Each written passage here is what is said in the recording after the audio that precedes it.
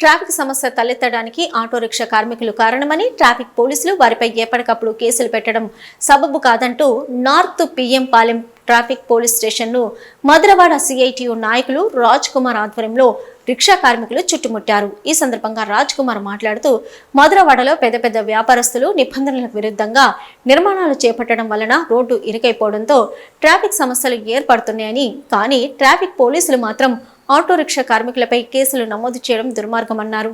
దీనిపై స్థానిక సిఐ కాంతారావు మాట్లాడుతూ ఆటో రిక్షా కార్మికుల సమస్యలను ఉన్నతాధికారులు దృష్టికి తీసుకెళ్లి వాటిని పరిష్కరించే విధంగా చూస్తామన్నారు. కార్మిక సంఘం సిఐటియు జిల్లా ప్రెసిడెంట్ రాజ్ కుమార్ నా పేరు. ఈ ప్రభుత్వం వచ్చిన తర్వాత మళ్ళీ స్టేషన్ నెంబర్లో కొత్తగా తీసుకోవాలని చెప్పడం జరిగింది. దీన్ని పూర్తిగా ఖండిస్తున్నాం మేము. ఎందుకు అంటే 2020లో విశాఖపట్నంలో ఉన్నటువంటి 20,000 ఆటోలకి పోలీసు నెంబర్లు ఇవ్వడం జరిగింది. పోలీసు నెంబర్లు అందరి దగ్గర ఉన్నాయి. మళ్ళీ ఇప్పుడు కొత్తగా పోలీసు నెంబర్లు తీసుకోవాలి, రికార్డులన్నీ పూర్తిగా ఇవ్వాలంటే ఆటో డ్రైవర్లు ఈ ప్రభుత్వాలు అన్నీ కలిపి ఒక దొంగల్లాగా చిత్రీకరిస్తుంది. దీన్ని ప్రజా సంఘాలుగా పూర్తిగా ఖండిస్తున్నాం. రెండో విషయం, మధురవాడ ప్రాంతంలో విపరీతమైన జనాభా పెరిగినటువంటి మధురవాడ ప్రాంతంలో రోడ్లు సరిగ్గా లేకపోవడం వల్ల పెద్ద పెద్ద షాపింగ్ మాల్లు తెచ్చి చిన్న సర్వీస్ రోడ్ల పక్కన అధికార దాహంతో పర్మిషన్లు ఇచ్చేసి ప్రజల్ని ఇబ్బంది పాలు చేస్తున్నారు. ఈరోజు స్కూల్ పిల్లల్ని ఓ బండి మీద ఓ తల్లిదండ్రులు దిగబెట్టాలంటే స్కూల్కి సరిగ్గా చేరుకునే టైం లేదు. ఈరోజు ఉద్యోగాలకి పేరెంట్స్ అందుకోలేకపోతున్నారు. ఈ అంతటికీ కారణం ఎవరు?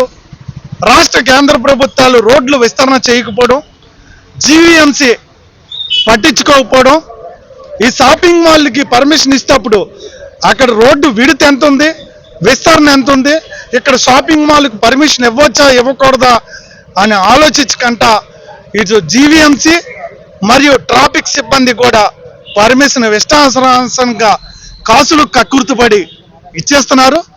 దీనివల్ల ఇప్పుడు ప్రజలు ఇబ్బంది పడుతున్నారు. దీనివల్ల ప్రజలందరూ కూడా వాళ్ళు డ్యూటీలకు కానీ లేదా పిల్లల్ని ఎక్కడికైనా తీసుకెళ్లాలని అర్జెంటుగా తీసుకెళ్ళకపోతున్నారు. కానీ తక్షణమే మధురవాడ డిమార్ట్ దగ్గర ప్రత్యామ్నాయాలు చేయాలి. అలాగే కొమ్మాది జంక్షను, కార్షెడ్ జంక్షన్లో ప్రత్యామ్నాయాలు ఆలోచించి ట్రాఫిక్ సిబ్బందిని కూడా మధురవాడ ప్రాంతంలో ట్రాఫిక్ సిబ్బంది లేరు.